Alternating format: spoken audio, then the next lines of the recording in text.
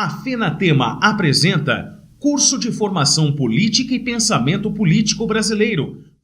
Boa tarde, bem-vindo a mais uma aula do nosso curso. Dando continuidade à aula da semana passada, voltaremos a falar um pouquinho sobre teoria política e macroeconomia no âmbito das análises da economia política, tendo como instrumento de política macroeconômica a análise da política fiscal e entrando já também um pouco na questão da política monetária. Mais uma vez lembrando, é importante salientar que a política macroeconômica ela faz parte de um processo que se incorporou às responsabilidades do Estado, especialmente a partir dos anos 30 do século XX, como medida para alavancar a economia paralisada em decorrência da grave crise que começou com a quebra da Bolsa nos anos de 1999 e, consequentemente, os seus desdobramentos, provocando um desemprego generalizado no mundo capitalista da época. Então foi necessário uma alteração no modo de operar os instrumentos de política econômica com a participação do Estado como agente econômico importante, especialmente a partir da teoria keynesiana, tendo o Estado, portanto, como o grande ministro, vamos dizer assim, das ações políticas na economia para dar exatamente o início de um processo de recuperação do qual o mundo estava passando. Foi a partir daquele momento que a política fiscal e a política monetária passam a ser utilizadas como instrumento da macroeconomia no sentido de garantir a estabilidade econômica, especialmente num conjunto levado à proposição de manter o nível de emprego. Então, assim, no grosso modo, ou pelo menos grosso modo falando, a gente pode definir que a política macroeconômica tem como princípio a garantia do nível de emprego, e isso claramente faz com que o Estado ele tenha que ter uma atuação mais contundente, mais aguda nas relações fiscais e também monetária. Nesse sentido, então, a gente vai dar continuidade àquilo que a gente começou falando já na aula retrasada, falamos também na aula passada e hoje, então, daremos continuidade. Do ponto de vista dos instrumentos fiscais para que se tenha uma ideia de um funcionamento da política macroeconômica, os instrumentos disponíveis eles têm claramente princípios anti-inflacionários e também de crescimento, evitando, portanto, aí algumas possibilidades no sentido de, vamos dizer assim, garantir uma estabilidade no aumento do nível de emprego, ou pelo menos evitar que o desemprego seja um problema nesse sentido. Então, como a gente fala de instrumentos de política macroeconômica, política fiscal, nós podemos dizer que dentro de seus controles, a gente pode colocar, por exemplo, numa medida anti-inflacionária, o que de fato é necessário para que o governo crie as condições ideais para evitar um processo inflacionário. Porque a inflação, a gente sabe, e a gente já comentou isso, sem dúvida alguma é algo muito prejudicial aos trabalhadores, especialmente porque os trabalhadores dependem da renda do trabalho, portanto do salário, e o salário quase sempre está defasado em relação aos preços, ou seja, é necessário entender que o indivíduo que realmente é afetado num processo inflacionário, sem dúvida alguma, é o trabalhador. Então, o que o governo costuma fazer dentro de uma política fiscal com caráter anti-inflacionário? Bom, você tem aí algumas ações que é importante serem observadas. Em primeiro lugar, uma das medidas básicas, ou pelo menos uma das medidas necessárias para a diminuição inflacionária, é sem dúvida alguma a atuação do Estado nos gastos públicos. Se sabe nitidamente, isso não é novidade, que um dos fatores de pressão sobre a inflação é o gasto público. Não é que não deva ser feito o gasto como se propõe. O problema é que esses gastos, quando eles ocorrem muito além daquilo que é arrecadado, ele vai gerar efetivamente uma pressão sobre os preços. Porque, em tese, o governo está disputando as receitas líquidas de mercado, né, com o setor privado, forçando nitidamente um aumento nas taxas de preços que são corrigidas exatamente por conta dessa concorrência, né, entre o setor público e o setor privado. Então, qual é, ou pelo menos, né, um dos instrumentos capazes de evitar, né, esse processo na escala inflacionária? A diminuição dos gastos públicos. O problema é que muitas vezes esses gastos eles podem, por exemplo, né, impedir que determinados setores que dependem de investimentos públicos para ter uma melhora sensível, como são os casos, por exemplo, dos setores sociais que dependem fortemente de dinheiro público para dar manutenção a políticas de equilíbrio no desenvolvimento social, ou mesmo para fomentar setores importantes, como o setor, por exemplo, do pequeno agricultor, setor de pesquisas, enfim, né? Isso é necessário, portanto, para criar as condições de desenvolvimento, né, de uma sociedade. Então a gente fala de selecionar gastos no sentido de perceber que há gastos necessários que de fato não podem ser deixados de lado mesmo em momentos de crise, né? É preciso ser seletivo, sim, mas sempre pensando que os gastos prioritários devam ser sempre aqueles que garantem uma melhora na qualidade de vida, especialmente no que diz respeito a uma situação onde um país ainda tem sérios problemas na questão da distribuição de renda e da desigualdade. Portanto, programas sociais têm que ter prioridade, né, quando se pensa em gastos públicos, mas a gente também tem que olhar de uma outra forma para setores que também precisam, né, ter de fato aí um olhar mais atencioso. De todo modo, quando a gente fala de diminuição dos gastos públicos como uma medida anti-inflacionária, é sem dúvida alguma, né, uma das possibilidades, dada a situação que se encontra, por exemplo, em algumas economias. Tomando como referência o que vem acontecendo no Brasil, por exemplo, o Brasil tem passado por momentos críticos exatamente porque nos últimos anos o governo brasileiro abriu mão, por exemplo, de um número elevado de impostos para garantir determinados setores empresariais a manterem sua produtividade, o que acabou também não acontecendo. O governo abre mão de uma arrecadação importante, né? Faz a sua renúncia fiscal, deixa de arrecadar aquele volume de dinheiro que hoje seria importante para saldar compromissos e inclusive garantir aí os investimentos em setores estratégicos, inclusive até considerando aí o de infraestrutura, né? Então o governo ele fica refém de uma situação ao qual a gente observa onde ele não arrecadando, ele não tendo dinheiro suficiente, ele não consegue honrar seus compromissos, né? Então, quando se pensa em diminuição dos gastos públicos, é preciso ter realmente uma certa cautela para não banalizar a ideia de que basta apenas, né, fechar a torneira e ponto, resolver o problema inflacionário das contas públicas e assim, né, soluciona-se todos os problemas. É um pouco mais complexo do que isso. De todo modo, a ação anti-inflacionária, considerando os gastos públicos, né, de fato precisa ser sim muito bem compreendido, elaborado, estudado, planejado, para se saber exatamente aonde se pode e aonde se deve, vamos dizer, cortar os custos excessivos do Estado, né? Nesse sentido, né, o controle das despesas através dos gastos públicos é, sem dúvida sim, uma das políticas fiscais que os governos adotam para, vamos dizer assim, manter uma política anti-inflacionária em equilíbrio, né? A outra forma que foi dita aqui, vale a pena repetir, que o governo também pode utilizar como forma, vamos dizer assim, de manter um equilíbrio nas contas em razão dos gastos permanentes que o governo mantém, né? Mesmo não fazendo, por exemplo, uma redução dos seus custos de despesas, né, é aumento dos tributos, seja ele com novos impostos ou aumento da carga tributária dos impostos já existentes, né?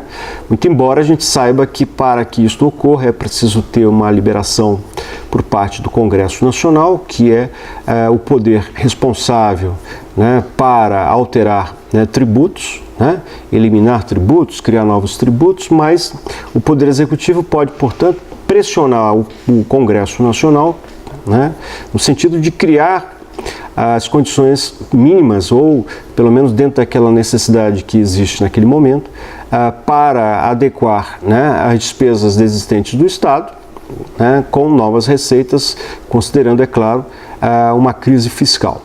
Embora a gente saiba que isso depende de negociação política, é possível sim que isso se faça. Vou dar um exemplo, é o caso da CPMF, né, que foi um imposto criado lá atrás, na época, inclusive, do Adib Jatene, que era ministro da Saúde, com o propósito de garantir uma receita única para a saúde no Brasil. E aí a gente tem que analisar como é que isso acontece, né? No Brasil, tradicionalmente, muitas vezes o imposto que é criado para aquela finalidade é desvirtuado e banalizado, por isso que muitas vezes, né, aquele princípio básico pelo qual, né, se criou, pelo menos se propôs, né, a criação daquele imposto, se perde diante das mazelas e muitas vezes até da falta de controle por parte do próprio governo. A CPMF hoje é uma das pautas no atual governo para resolver um problema de caixa seríssimo e grave, né? Inclusive com a possibilidade de repassar parte da sua arrecadação para os estados e os municípios, também que passam hoje por grave problema fiscal.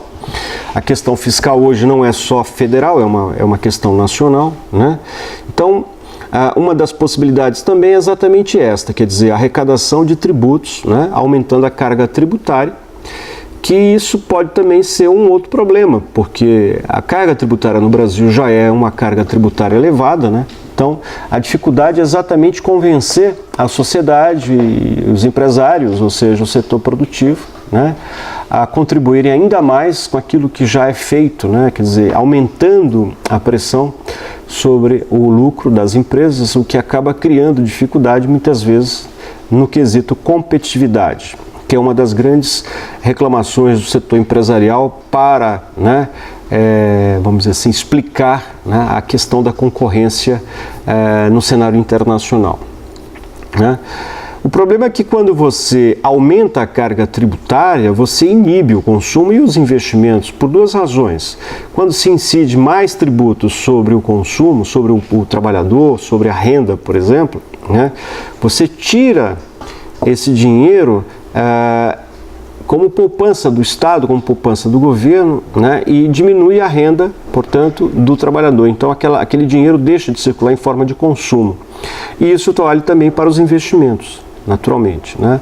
Então, essa é uma consequência, vamos dizer assim, de uma política fiscal com um propósito, né, de combater as chamadas despesas públicas com aumento da carga tributária, diferente daquela inicial que a gente falou aqui sobre a diminuição dos gastos públicos.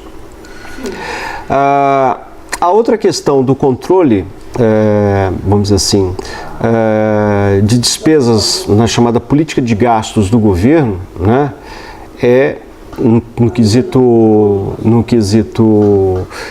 inflação, né, é aumento dos gastos. Por exemplo, quando a gente falou que diminuindo os gastos públicos, a tendência é que a inflação diminua, isso porque você tira a pressão sobre os preços, né, em razão dessa concorrência entre o setor público e o setor privado. Quando você tem maior crescimento, né, é sinônimo de que está havendo também maior investimento por parte do governo. Curiosamente, o governo hoje tem uma responsabilidade direta na taxa de crescimento da economia, porque ele responde hoje por algo em torno de 22%, 23% do PIB. Ou seja, de tudo que é apresentado em termos de crescimento, né, do PIB brasileiro, o governo responde por quase um quarto. Se o governo diminui os seus investimentos nos diversos setores da economia, da produção ou mesmo do fomento, né, é natural que você tenha uma diminuição na taxa de crescimento. E isso vai impactar em outros setores, como, por exemplo, o nível de emprego, né, caracterizando aí, portanto, um papel atuante do Estado. Hoje, por exemplo, o Estado vem passando por uma crise muito forte, né, falta dinheiro em vários setores. O governo tem feito aí um esforço muito grande, mas infelizmente não conseguindo, né, diminuir seus gastos para exatamente o controle inflacionário e também para diminuir a taxa de endividamento, né, do governo, exatamente para tirar um pouco a pressão sobre a política fiscal. Bom, o fato é que o governo não investindo, ou mesmo as empresas estatais, como é o caso da Petrobras e outras, por exemplo, deixando de investir, ela também acaba impactando negativamente, vamos dizer assim, no crescimento da economia. Veja o caso, por exemplo, da Petrobras, né? A Petrobras, ela, este ano, por exemplo, deixou de investir mais de 50 bilhões, né? Em razão de tudo que tem acontecido, e isso tem impactado fortemente, né, no nível de emprego das empresas subsidiárias e daquelas empresas terceirizadas que prestam serviço à companhia Petrobras. Naturalmente, então, você tem uma relação imediata e direta, né? O aumento dos gastos públicos, portanto, tem um impacto realmente no crescimento econômico, mas, ao mesmo tempo, pode também ser um processo de pressão inflacionário, né? Então, se ao mesmo tempo o governo, ao gastar, ele pressiona sobre os preços, portanto, criando possibilidade inflacionária, ele também, ao gastar, ele cria condições de crescimento econômico, né, daquela sociedade, né? Com relação à questão dos tributos, né, diferentemente, por exemplo, do aumento da carga tributária, quando o Estado ele diminui a carga tributária ou quando ele faz renúncia fiscal, especialmente na diminuição da carga tributária, a tendência é que, ao diminuir a carga tributária, os setores produtivos, né, produzam mais, porque sobrará mais dinheiro para investir em novas plantas, né?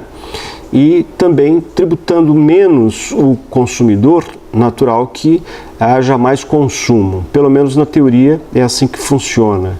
Na verdade, a gente sabe que a carga que incide tanto sobre o trabalhador quanto as empresas é hoje uma das mais altas no mundo.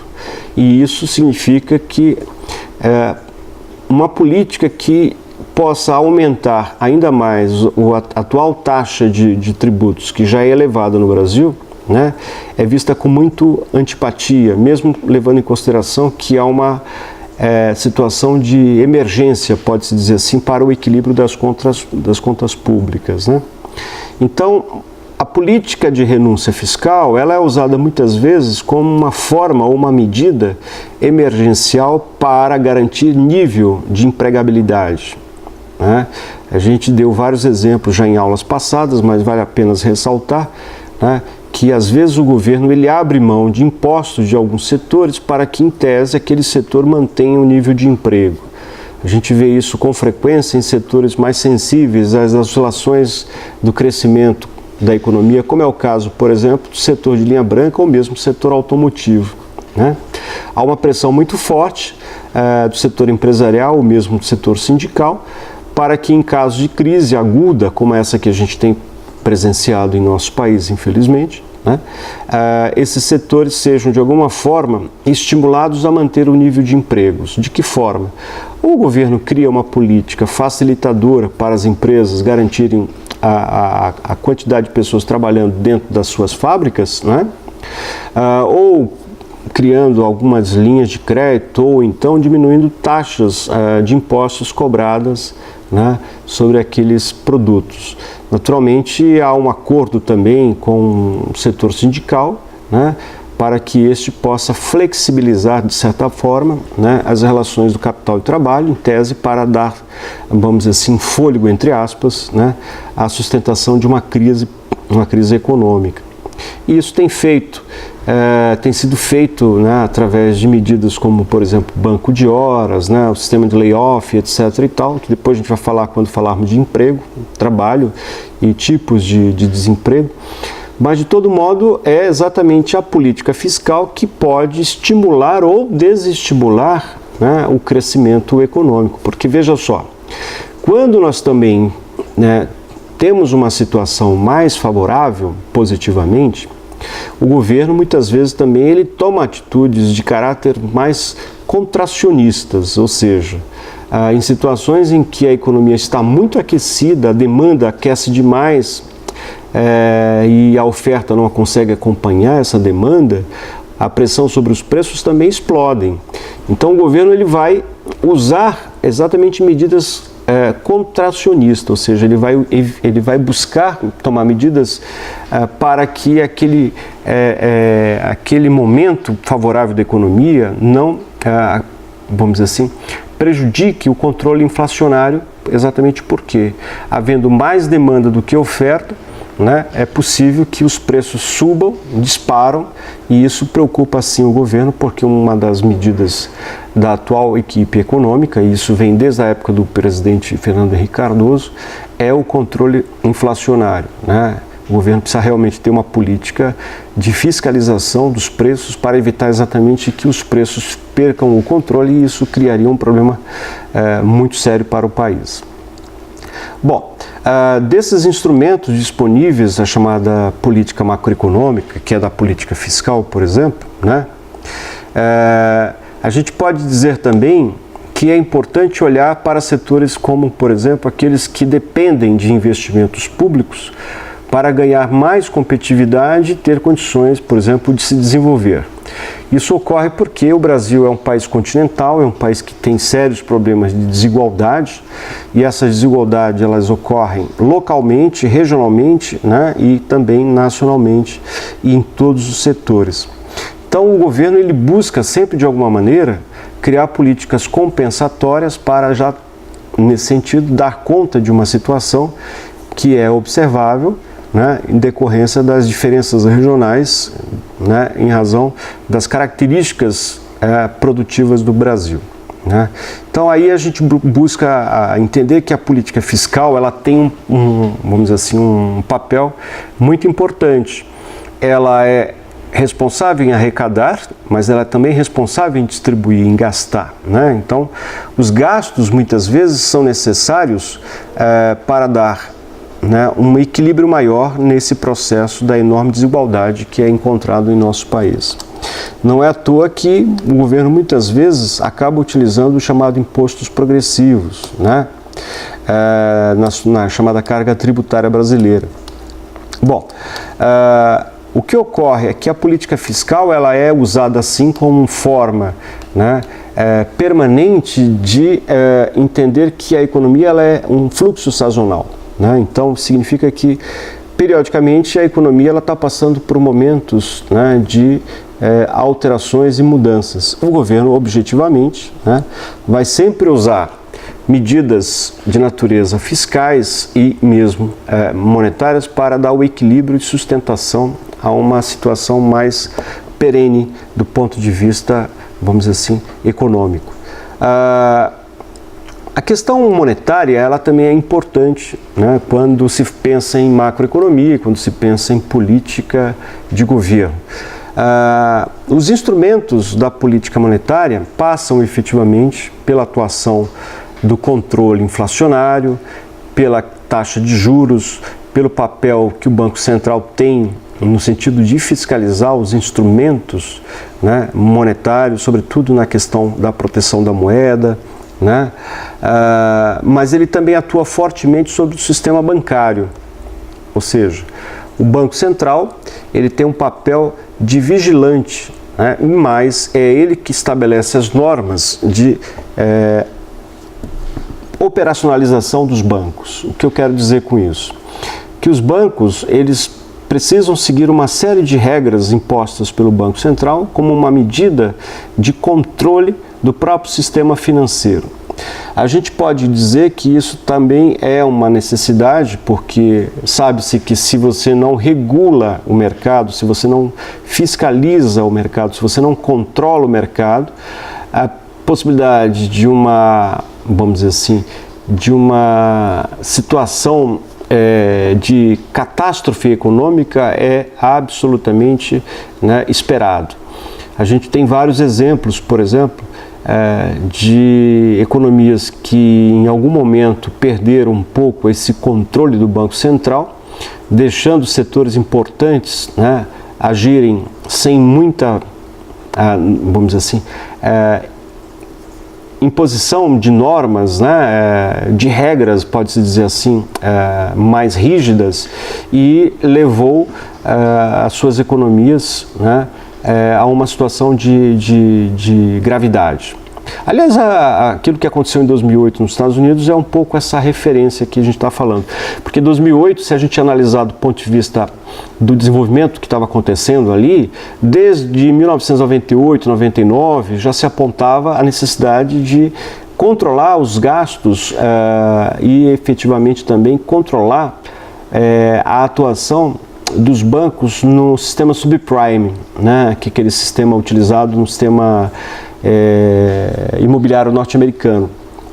As residências norte-americanas estavam sendo usadas como instrumento monetário de troca, ou seja, a circulação do dinheiro ela se dava em razão da garantia que o imóvel tinha para financiar despesas das famílias norte-americanas.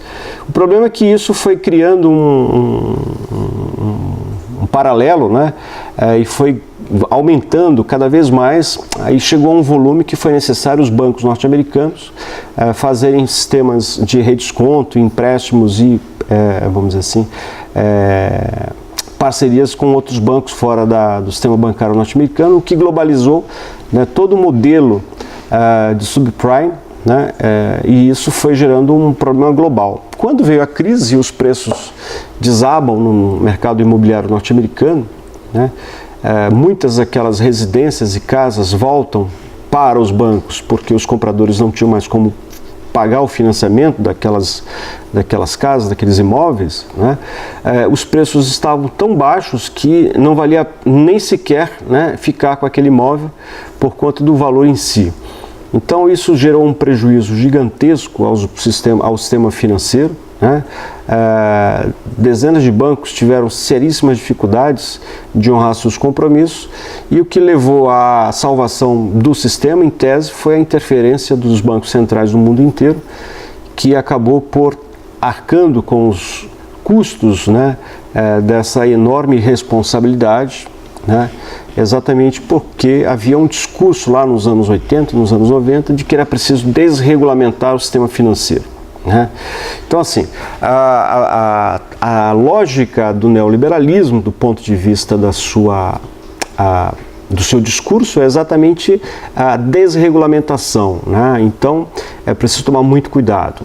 Os bancos brasileiros, por outro lado, apesar de tudo, e a gente pode inclusive falar aqui do PROER, que foi um programa de reestruturação dos bancos promovido na época pelo Fernando Henrique Cardoso, e há um custo de aproximadamente 320 bilhões na época, né? Há muitos críticos sobre isso, mas a reestruturação dos bancos permitiu também uma forte regulamentação do sistema financeiro bancário brasileiro, né? Que quando veio a crise de 2008, o sistema bancário estava muito protegido, né? Isso foi também importante para evitar que aqui nós tivéssemos realmente um choque maior do que ocorreu na época em outros países. Então o Brasil, de fato, estava mais protegido, né, do que outras nações, exatamente em razão da conjuntura e das condições também jurídicos, burocráticos, pode-se dizer assim, né, e normativo, né, do sistema financeiro, do sistema bancário brasileiro. Só para dar um exemplo, nos Estados Unidos havia bancos ali, por exemplo, que tinham emprestado 130, 140 vezes o valor do seu patrimônio líquido, né? A média no Brasil era de 7. Para a gente comparar, o que eu quero dizer com isso, enquanto bancos americanos estavam emprestando 100, 120 vezes o tamanho do seu patrimônio, aqui no Brasil não passava de 7. E a legislação brasileira, ela permite até 13 vezes o valor do patrimônio líquido. E os bancos aqui, de fato, são mais conservadores. Bom, os instrumentos da política monetária passam exatamente pelas emissões, as chamadas reservas compulsórias, né, que é um percentual sobre os depósitos dos bancos, que é retido pelo Banco Central. É bom a gente entender que isso muitas vezes também é uma forma de instrumento monetário, instrumento da política monetária para algumas situações. Então, aqui vamos exemplificar, né? Então, vamos imaginar uma situação onde a demanda está muito aquecida, né? Há uma pressão muito forte sobre a oferta, numa situação em que a economia está crescendo muito. O índice de emprego é altíssimo, o desemprego é baixo, né? As famílias estão consumindo mais, a participação das famílias no consumo é alta, né? E isso fortalece o mercado consumidor, tanto no varejo quanto no atacado. Naturalmente, a pressão sobre a oferta, em razão do melhor momento econômico que um país esteja vivendo, no caso o Brasil, como nós vivemos em 2006, 2007, 2008, por exemplo, né? Uma das medidas que o Banco Central, né, podia tomar, exatamente para evitar uma pressão ainda maior, para evitar que a inflação exploda, no sentido de perda de controle, é usando, né, uma medida muito comum do Banco Central, que é aumentar a taxa de compulsório. O que significa dizer isso? Então vamos imaginar, 30% de tudo que entra no sistema dos chamados depósitos à vista dos bancos, o Banco Central obriga os bancos a reterem esse valor. Então esse valor não pode ser, vamos dizer assim, trabalhado pelos bancos, não pode ser emprestado, não pode ser utilizado como moeda, por exemplo, para negociação em bolsa, em outros ativos qualquer, né? Esse dinheiro é reservado, vai para o Banco Central e o Banco Central usa esse dinheiro como garantia, né, para os depositantes em eventual crise do próprio banco, se houver ali uma crise generalizada, enfim, né? É uma garantia que o Banco Central oferece, né, como uma das medidas e instrumentos normativos do sistema financeiro brasileiro. O que ocorre é que em situações, em alguns casos específicos, por exemplo, em que a demanda está muito aquecida, está havendo muita circulação de dinheiro e a pressão sobre a inflação é muito grande, o Banco Central ele pode aumentar esse compulsório, por exemplo, para 45%. Né? Então significa dizer o quê? Que o Banco Central, ao invés de tirar 30% de tudo que entra no sistema, ele passa a tirar 45%. Né? Ou seja, de cada R$100 que entrou nos chamados depósitos à vista, o Banco Central, ao invés de retirar R$30, ele passa a retirar 45. Significa dizer que vai sobrar menos dinheiro, né? Vai sobrar menos dinheiro para ser utilizado, né, pelos bancos. Então, naturalmente, esse dinheiro vai ficar mais caro, porque vai ficar mais escasso. Ficando mais caro, a taxa de juros cobrado ao consumidor final, isso não tem nada a ver com a Selic, né? Isso é taxa de juros bancárias, né, que tem a ver com o próprio sistema bancário. Ela vai se tornar mais cara, então ela se tornando mais cara, ela fica menos atrativa, ela estimulará mais a manutenção dos depósitos e menos ao consumo, ou seja, cada vez menos, né, se utilizará esse dinheiro, que já não é fácil, em razão do custo que ele tem e da escassez em si, porque é menos dinheiro que está circulando, né, para ser usado pelo consumidor. Então isso vai diminuir a pressão sobre o consumo, né? Essa é uma das medidas que o Banco Central usa como instrumento de política monetária. É uma das, né? Existem muitas outras, né? Mas essa também tem um impacto imediato, exatamente porque ela já passa a ter uma efetividade, né, muito rápida, né? E a qualquer momento o Banco Central pode tomar essa medida, né? E toda vez que ocorre isso, em que a taxa de compulsório aumenta, diminui-se a taxa de circulação de moeda no mercado nacional. E ao mesmo tempo em que diminui a taxa, né, de circulação de moeda, há uma escassez maior, portanto, desta moeda e automaticamente as chamadas taxas de juros bancárias ou interbancárias ficam mais elevadas. E automaticamente, ao se elevar as taxas de juros, né, do sistema bancário,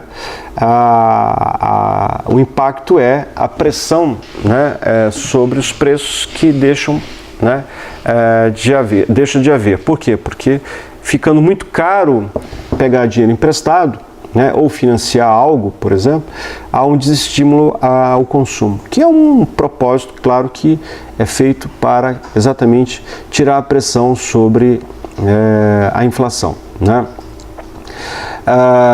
Essa questão, por exemplo, né, ela passa por outros fatores também, né? Uma outra possibilidade de uma política monetária usual, que o Banco Central também pode, por exemplo, atuar, né, é a pressão sobre a diminuição do número de parcelas de compras de bens de consumo duráveis, né, para exatamente aumentar, né, o valor das parcelas em razão da diminuição da quantidade e, com isso, né, menos pessoas poderem comprar tal produto, tirando a pressão sobre aquele mercado, né? Por exemplo, o setor de automóveis. Se você vende um automóvel em 50 meses, por exemplo, vamos colocar um valor de um automóvel de 50 mil, naturalmente que mais pessoas terão condições de adquirir aquele bem em decorrência do tempo dilatado das prestações.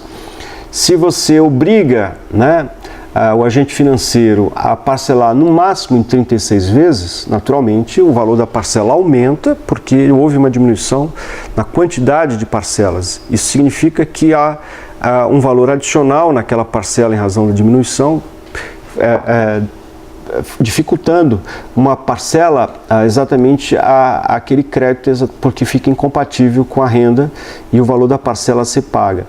Esses instrumentos de política monetária é absolutamente comum, né, em momentos em que se observa tanto excesso de oferta, né, com diminuição de demanda, como pressão de demanda sobre a oferta, com a oferta insuficiente por conta exatamente de um momento oportuno, um momento favorável da economia como um todo, né? A teoria da política macroeconômica, né, no que diz respeito à chamada política monetária, ela também pode ser entendida de uma forma muito simples quando se pensa a questão dos instrumentos disponíveis anti-inflacionário, maior crescimento e melhor distribuição de renda, né? Então vamos pensar do ponto de vista anti-inflacionário, estoque monetário, né? Como eu falei agora há pouco, né, se você tem uma diminuição, né, da moeda em circulação, esse dinheiro fica mais caro, né? A taxa de juros aumenta, naturalmente isso vai dificultar o acesso ao crédito e vai diminuir a pressão sobre o consumo, né? Por quê? Porque menos pessoas terão condições de comprar tal bem, ou enfim, isso acaba criando uma condição mais desestimulante no sentido do consumo, né? Essas políticas cíclicas ou anticíclicas usualmente são instrumentos de políticas macroeconômicas, né? As reservas compulsórias, né, que é aquilo que eu falei sobre a forma como o governo atua em momentos de crise, né, diminuindo o compulsório para dar mais dinheiro ao mercado. Por exemplo, esse é o momento em que o governo ele procura ter uma política mais de incentivo ao consumo, né? Ainda que a crise fiscal seja um problema sério, mas vejam só, é importante alimentar o crédito para que o crédito seja um instrumento catalisador do crescimento econômico. Se as famílias consomem, né, naturalmente a produção aumenta e isso cria condições de aumento do emprego também, né? Então, assim, o governo precisa ter o tempo todo instrumentos, tanto monetários quanto fiscais, para criar as condições de estímulo, né, à economia. Em ambos os casos, o agente econômico, o agente fiscal, ele tem que estar, né, bastante atento às variações de mercado, porque essas variações de mercado, elas permitem, né, uma análise mais adequada, mais realista da situação em que o país se encontra. O que ocorre é que muitas vezes, em razão das chamadas tendências ideológicas, tendências, vamos dizer assim, de visão de mercado, de visão de papel, né, do governo em algumas tomadas de decisão, pode muitas vezes levar para esta ou aquela direção quando se pensa em termos de política fiscal e política monetária. Talvez aí o grande problema, né, seja exatamente saber qual é a medida correta a ser tomada quando se pensa, né, essa questão da política fiscal e a política monetária. Vejam só o que nós estamos vivendo nesse momento atual. Nós temos hoje uma política fiscal e uma política monetária, muitas vezes, né, em situações bem distintas. Você tem, de um lado, uma política monetária, né, pautada pelo Banco Central, que busca o controle da inflação com taxas de juros altíssimas, né, de 14,25, que é a nossa chamada taxa Selic, né, com o acúmulo de reservas cambiais para garantir a estabilidade da moeda ou algo parecido, né, e a situação da própria moeda em frente ao dólar para garantir efetivamente, né, uma situação de estabilidade financeira. Mas também existem outras questões que envolvem, né, as operações dos chamados gerentes do Banco Central, né, ou aqueles que decidem sobre os rumos da política econômica no que diz respeito à questão da política monetária.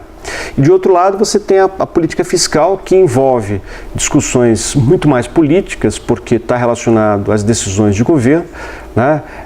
Por exemplo, de melhorar os gastos do governo, diminuir os gastos do governo, aumentar os gastos do governo, mas o governo também ele pode manter os gastos atuais, desde que aumente os tributos, aumentando a receita, como ela não aumenta em razão do baixo crescimento econômico, então o governo busca outras formas, como por exemplo, a imposição de um imposto que garanta no mínimo uma receita adicional para dar conta dos graves problemas de despesas que o governo vem enfrentando e não consegue solucionar em razão das baixas receitas, porque o país não cresce e, claro, isso está afetando, de modo geral, né, o balanço de pagamento do país.